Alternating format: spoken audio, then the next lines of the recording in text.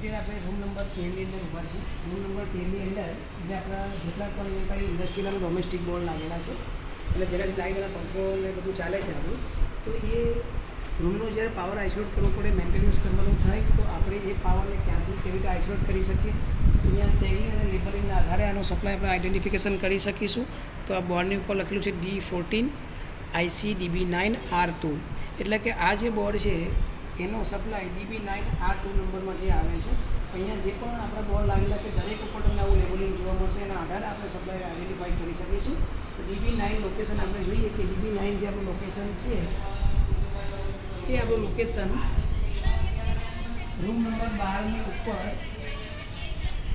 આપણી જે ડીબી લાગે છે એ ડીબીની અંદરથી આપણો રૂમ નંબર 13નો સપ્લાય જાય છે. જ્યારે પણ આપણે પાવર આઇસોલેટ કરવાની જરૂર પડે, રૂમના મેન્ટેનન્સ કરવાની જરૂર પડે, તો આપણે ડીબી નંબર